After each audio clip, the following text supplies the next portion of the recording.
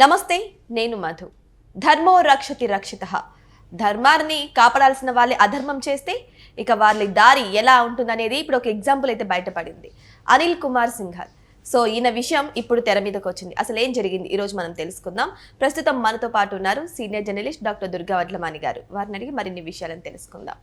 నమస్కారం madam. Madam, ధర్మాన్ని కాపాడాల్సిన వాళ్ళే అధర్మ పాలైతే వాళ్ళకి శిక్ష తప్పదు కదా మేడం. మరి ఇప్పుడు అనిల్ సింఘాల్ విషయం తెర మీదకి వస్తుంది. అసలు ఏం జరిగింది మేడం? అంటే ఇవాళ కల్తీ నెయ్యి ఏదైతే ఉందో కల్తీ లడ్డు తయారు చేశారని ఆ విషయంలో ఇవాళ సింఘాల్ పేరు తెర మీదకి వచ్చింది. ఎందుకు వచ్చింది? సింఘాల్ ఏం పాపం చేశారు? పాపం చేయటం అంటే మీరు అందులో ప్రత్యక్షంగా పాల్గొక్కర్లా. ఒక ఎగ్జిక్యూటివ్ ఆఫీసర్గా ఉండి కల్తీ జరుగుతోంది, జరగడానికి ఆస్కారం ఉంది, వాళ్ళు అక్కడ కుట్రలు చేస్తున్నారని తెలుసున్నప్పుడు ఒక ఈవోగా మీ బాధ్యత అది.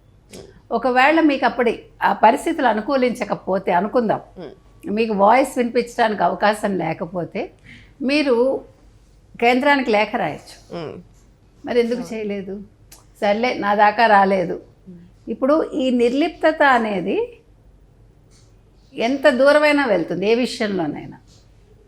మనకెందుకులే, మన దాకా రాలేదు, పక్కవాడికి ఇల్లు అంటుకుంది అనుకుందాం. మనం ఏమనుకుంటే అబ్బాయి ఇంతవరకు రాలేదులే అని వదిలేస్తామా? ఎవరికి నష్టం? మంటలు ఇటుపక్క రావచ్చుగా. మన ఇల్లు ఎటుందో గాలివాటాన్ని బట్టి మంటలు వెళ్తాయి. ఇప్పుడు పొద్దున్న ఒక రకంగా ఉంటుంది గాలి, సాయంకాలం ఒక రకంగా ఉంటుంది. మీకు సాయంకాలం దక్షిణం గాలి వస్తుంది, పొద్దున్న ఉత్తరం గాలి వస్తుంది, ప్లస్ తూర్పు నుంచి కూడా మనకు వస్తుంది. అంటే గాలి వాటు అనేది మారుతూ ఉంటుంది. అలాగా ఈ సింఘాల్ అనే వ్యక్తి పట్టించుకోకపోవటం కూడా పెద్ద తప్పు. నేనేం తప్పు చేశానండి, నేనేం మాట్లాడలేదు కదండి, మరి ఆ పోస్ట్లో ఎందుకండి, ఆ పోస్ట్ ఎందుకండి కదా. ఆయన చేసిన పెద్ద తప్పు అది. నాకెందుకులే, మనకెందుకు, నాకేదో ఒక ఈవోగా నేను ఉన్నాను, నా జీతం నాకు వస్తుంది, దేవుడి దగ్గర ఉన్నాను చాలు అనుకుంటే ఏమవుతుంది? ఇవాళ సింఘాల్లాగే అవుతుంది.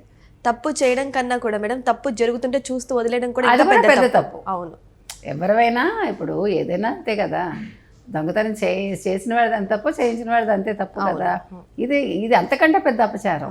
అంటే మీరు దేవుడికి అపచారం జరుగుతుంటే, ఇక్కడ భక్తులు కూడా పక్కన పెట్టండి, దేవుడి పేరుతోటి జరుగుతున్న అపచారాన్ని మీరు చూసి చూడనట్టు వదిలేయటం అనేది పెద్ద తప్పు. అందుకని ఈయన ఇంకొకటి ఏం చేశాడు, ఈయన వచ్చాక ఈయన ఇప్పుడు కూడా అలాగే ఉన్నాడు. అంటే ఏదో ఉద్ధరించట్లేదు ఏం చేస్తున్నాడు? ఇప్పుడు రిసెప్షన్లో A1 A2 అని ఇద్దరు నియమిస్తారట, ఒకళ్ళనే నియమించారట, ఆయనతోటే నెట్టుకొస్తున్నాడు. అంటే ఏ విషయంలోనూ ఈయన పట్టించుకోవట్లా. ఇప్పుడు ఇంతకుముందు శ్యామలరావు గారు ఉన్నారు, యాక్చువల్గా ఆయనే ఈ కల్తీ నెయ్యిని పట్టుకున్నది ఆయనే, తర్వాత నందిని నెయ్యిని మళ్ళీ పునరుద్ధరించింది ఆయనే. చాలా మంచి పనులు చేశాడు. ఆయనకి ఏమైంది, చైర్మన్తో విభేదాలు వచ్చి ఆయన ట్రాన్స్ఫర్ చేశారు. ఇక్కడ ఒక పాయింట్ చాలా క్లియర్గా మనం చెప్పుకోవాలి. ఈవో అనే వ్యక్తి ఉండగా అసలు ప్రైవేట్ వ్యక్తుల్ని ఎందుకు తెస్తున్నారు మీరు? అసలు బోర్డు సభ్యుల్ని 53 మందిని ఎందుకు చేశారు? అసలు చైర్మన్ అనేవాడు అవసరమా? వెంకటేశ్వర స్వామి సొమ్ముని కాపాడడానికి ఈవో సరిపోడా? ఇంతమంది పెత్తనాలు ఏంటి అసలు? ఇప్పుడు వీళ్ళందరూ ఉండడం వల్లే కదా ఈరోజు కల్తీ జరిగింది. అసలు సుబ్బారెడ్డి అనే వ్యక్తిని నియమించకపోతే కల్తీ అనే పదమే లేదు. ఈవో ఉంటారు, యథాతథంగా వర్క్స్ జరిగిపోతాయి. మీకు గతంలో గొప్ప గొప్ప ఈవోలు పనిచేస్తారు కదా, గొప్ప గొప్ప వ్యక్తులు, పివిఆర్కే ప్రసాద్ గారు, రమణాచారి గారు, ఇంకా చాలా మంచి మంచి వాళ్ళు ఎన్ని అద్భుతాలు చేస్తారు. అసలు కొండని ఎంత బాగా వాళ్ళు తయారు చేస్తే ఇప్పుడు వస్తున్న ఈవోలు చైర్మన్లకు బానిసలుగా తయారయ్యారు. అంటే ప్రభుత్వం పెత్తనం అనేది అవసరం లేదు. మనం అదే చెప్తున్నాం గుళ్ళ మీద. ఆయన చూసారా, తమిళనాడులో ఒక టెంపుల్కి సంబంధించి వాళ్ళు ఆ ఫండ్స్ చాలా వేరే అభివృద్ధి కార్యక్రమాలకి డిఎంకే ప్రభుత్వం వాడాలంటే హైకోర్టు చాలా తీవ్రంగా చెప్పింది, మీరు అసలు ఎట్లా చేస్తారు, దేవుడి సొమ్మును మీరు అలా చేయడానికి వీల్లేదని. మనం ఫస్ట్ నుంచి అడుగుతున్నాం, అసలు వీళ్ళందరి పెత్తనాలు తీసేసి అసలు తిరుమల తిరుపతి దేవస్థానం మీద ప్రభుత్వ పెత్తనం వద్దు, అసలు చైర్మన్ అనే వ్యక్తి అవసరమే లేదు. ఇప్పుడు చైర్మన్ని పెట్టడం వల్ల కదా ఇంత జరిగాయి. వాడెవడు అసలు ఆ చిన్నప్పని ఎవడు వాడు? చిన్నప్ప అనే అతను ఒక ప్రైవేట్ వ్యక్తి, టెంపరీ ఎంప్లాయీ, పోనీ అతను పర్మనెంట్ కూడా కాదు. అతను నిర్ణయాలు తీసుకుని కిలోకి 25 రూపాయలు చొప్పున అతను తినేద్దాం అనుకుని అతను సుబ్బారెడ్డి పిఏగా పనిచేశాడుగా. పైగా నాకు తర్వాత నా దగ్గర చేయలేదు, నాకు సంబంధం లేదంటే, అంటే అది కూడా ఒక కుట్రలో భాగమే, అతను పంపించేయటం కూడా అయ్యి ఉండొచ్చు. కాబట్టి ఇవాళ సింఘాల్ అనే వ్యక్తి చాలా పెద్ద తప్పిదం చేశారండి. అయితే నా డౌట్ నేను ఒకటే అడుగుతానండి, అసలు మీరు ట్రాన్స్ఫర్ చేసిస్తే ఆ పాపానికి నిష్కృతి అయిపోతుందా? ఆయన వివరణ ఇవ్వక్కర్లేదా? ఇవ్వాలిగా. అంటే ఇప్పుడు మనం తప్పు చేసామనుకోండి, మనం వదిలేస్తారా వాళ్ళు? మరి ఎందుకని మీరు విచారణ కమిటీ ఎందుకు వేయలేదు? విచారించాలిగా, సింఘాల్ని విచారించాలి, అందరినీ విచారించాలి. ఇప్పుడు మీరు ఆలోచించుకోండి, అసలు చైర్మన్ అనే వ్యక్తిని ఉంచాలా వద్దా, అసలు బోర్డు అవసరం ఉందా లేదా, వీళ్ళ వల్ల నష్టాలు జరుగుతున్నాయా, దీని మీద చాలా పెద్ద చర్చ జరగాలండి. స్వామీజీలు మొత్తం అంటే మీకు ఇవాళ చాలా ఉన్నాయి, మఠాలు ఉన్నాయి కదా, వీళ్ళందరూ కూడా ఎందుకు సమావేశం అవ్వట్లేదు? ఎందుకు హిందూ సంఘాలన్నీ ఇలా నిర్లిప్తంగా ఉన్నాయి? దీని మీద ఎందుకు ఉద్యమం జరగట్లేదు? ఇది గుళ్ళు అనేవి అందరికీ సంబంధించినవి, ప్రజల సొమ్ముతోటి బతుకుతాయి అవి. అంతకుముందు రాజులు ఇచ్చారు, బోళ్ళ ఆస్తులు ఇచ్చారు, అదేవిధంగా పెద్ద పెద్ద వాళ్ళు కొంతమంది వాళ్ళ ఆస్తులు ఇస్తారు, ఇచ్చారు కూడా.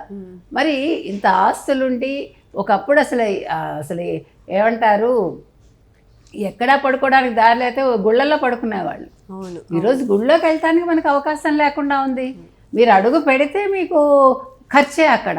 అదేంటి, నా దేవుడిని నేను చూసుకోవటానికి నేను పే చేయటం ఏంటి?